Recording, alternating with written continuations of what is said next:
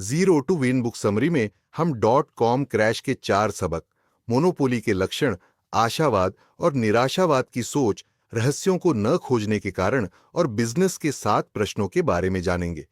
लेखक Peter Thiel द्वारा लिखित zero to one book summary में हम एक बिजनेस की नींव रखना सीखेंगे। ये बुक हमें बताती है कि सफल बिजनेस के अपने कुछ रहस्य होते हैं जिनके कारण वे मंदी में भी टिके रहते हैं।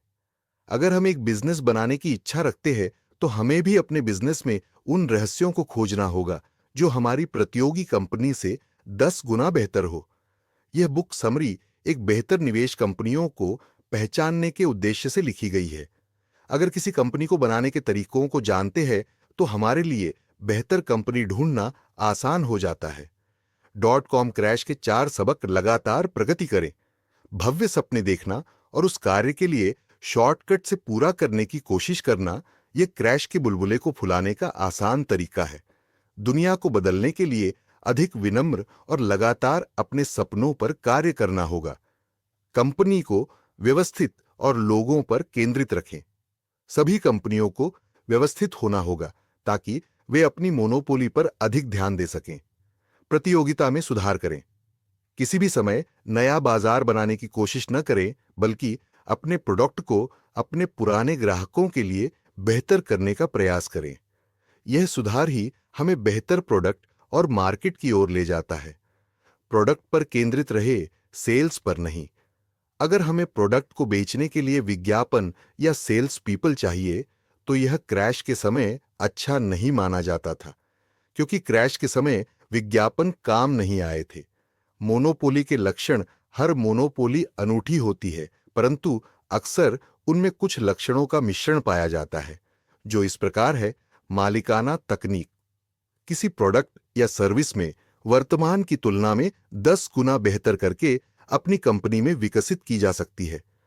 नेटवर्क प्रभाव अपने प्रोडक्ट को हर यूजर के लिए लाभदायक बनाना होगा ताकि हमारा हर यूजर नेटवर्क प्रभाव में शामिल हो सके। बिक्री की अर्थव्यवस्था मोनोपोली व्यवसाय बड़ा होने के साथ साथ मजबूत दिखता है, क्योंकि यहां एक उत्पाद को तैयार करने के लिए अनेक लोग शामिल होते हैं। इजोइक ब्रांडिंग हर कंपनी के पास अपने ब्रांड की परिभाषा के अनुसार अपनी मोनोपोली होती है, इसलिए हर कंपनी को एक मजबूत ब्रांड बनाना होगा। अगर हम इन लक्षणों के अनुसार अपने व्यवसाय का विश्लेषण करते हैं तो इससे हमें यह सोचने में मदद मिलती है कि हम अपने बिजनेस को टिकाऊ कैसे बना सकते हैं। आशावाद और निराशावाद की सोच एक निश्चित सोच वाला व्यक्ति स्वयं को सबसे अलग बनाने के लिए कड़ी मेहनत करने के बजाय वह किसी खास चीज में सबसे अधिक परिश्रम करता है ताकि किसी चीज पर एकाधिकार पा सके। वर्तमान में युवा पीढ़ी ऐसा नहीं करती है क्योंकि उसके आसपास के सभी लोग एक सुनिश्चित संसार में अपना भरोसा खो चुके हैं। एक आशावादी भविष्य का स्वागत करता है और निराशावादी इससे भयभीत होता है। इन संभावनाओं के मेल से हमारे सामने 4 नजरिए आते हैं। अनिश्चित निराशावाद ये लोग आने वाले पतन का इंतजार करते हैं ताकि वे उसके आने तक खा पी कर मौज कर सके। निश्चित निराशावादी ये लोग मानते हैं कि भविष्य को जाना जा सकता है, परंतु यह अंधकार में होगा, इसलिए वे इसके लिए तैयार होने की कोशिश करते हैं। निश्चित आशावाद इन लोगों के लिए भविष्य तभी बेहतर होगा जब वे उसे बेहतर बनाने की योजना बनाकर उस पर काम करें। अनिश्चित आशावाद ये लोग मानते हैं कि भविष्य बेहतर होगा, परंतु वे यह नहीं जानते कि कितना बेहतर होगा, इसलिए वे उसके लिए कोई निश्चित योजना नहीं बनाते हैं। रहस्यों को न खोजने के कारण हर श्रेष्ठ उद्यमी यह जानता है कि हर बड़ा व्यवसाय एक ऐसे व्यवहारिक रहस्य के आसपास बनाया जाता है जो बाहरी तौर पर छिपा हुआ हो। एक बड़ी और महान कंपनी संसार को बदलने की साजिश है। जब हम अपने रहस्य बांटते हैं तो उसे पाने वाला व्यक्ति भी हमारी साजिश में हिस्सेदार बन जाता है। ये वे 4 कारण हैं जिनके कारण कई उद्यमी अपने बिजनेस में रहस्यों को नहीं खोज पा रहे हैं। पुराने तर्क बचपन से ही सिखाया जाता है कि जितना कहा जाए उतना ही कार्य करो। अगर उससे ज्यादा करोगे तो उसका तुम्हें कोई श्रेय नहीं दिया जाएगा। जोखिम से बचाओ। लोग रहस्यों से भयभीत होते रहे हैं कि कोई उन्हें गलत साबित न कर दे। अधिकांश लोगों के लिए अकेले और गलत होने की संभावना असहनीय हो सकती है। आत्मसंतोष। इन लोगों के पास अपनी सोच को प्रकट करने की आजादी और योग्यता दोनों होती है, लेकिन वे रहस्यों में कम विश्वास रखते हैं। समतल होना। इस मान्यता से जीने वाले सोचते हैं कि उनसे उच्च बुद्धि और विवेक वाले लोगों ने पहले ही वे रहस्य खोज लिए हैं जो वे खोजना चाहते हैं। बिजनेस के साथ प्रश्न। एक इंजीनियरिंग का प्रश्न। क्या हम लगातार सुधार के बजाय बेहतर टेक्नोलॉजी बना सकते हैं? एक अच्छी टेक्नोलॉजी कंपनी के पास ऐसी टेक्नोलॉजी होना चाहिए जो उसकी निकटतम विकल्प कंपनी से कई गुना बड़ी हो। दो समय का प्रश्न। क्या यह खास तरह के व्यवसाय को आरंभ करने का उचित समय है?